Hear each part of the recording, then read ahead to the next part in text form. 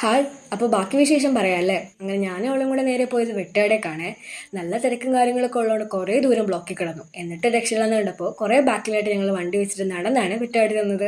അത്യാവശ്യം നല്ല തിരക്ക് അവിടെ ഉണ്ടായിരുന്നു. പിന്നെ എപ്പോഴത്തേയും പോലെ കുറച്ച് മെഴുതിരിയൊക്കെ കത്തിച്ചിട്ട് ഞങ്ങൾ നേരെ കുറച്ച് ഫോട്ടോസും വീഡിയോസൊക്കെ എടുക്കാൻ വേണ്ടി പോയി. പക്ഷേ റീൽസ് കണ്ട പോലെ ഒരൊറ്റ ഫോട്ടോസും വീഡിയോസും നേരെ ചുവ എടുക്കാൻ പറ്റിയില്ല, അത്രയ്ക്ക് തിരക്കായിരുന്നു.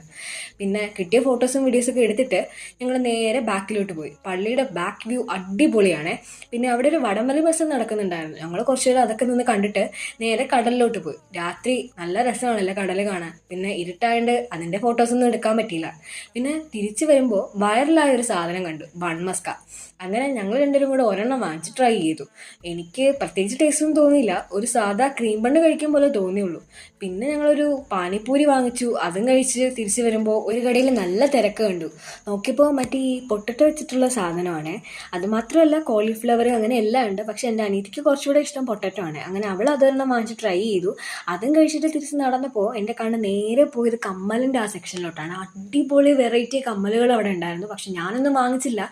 എല്ലാം കയറി കണ്ടിട്ട് എപ്പോഴത്തേക്കും പോലെ എല്ലാം കാണുക എന്നുള്ളതാണല്ലോ നമ്മുടെ ജോലി. അപ്പോൾ എല്ലാം കണ്ടിട്ട് അച്ഛനെ കുറച്ച് സാധനം വാങ്ങിച്ച് നേരെ വീട്ടിലേക്ക് വിട്ടു. അപ്പോൾ ഇന്നത്തെ വിശേഷം ഇത്രയൊക്കെ ഉള്ളൂ. ബൈ.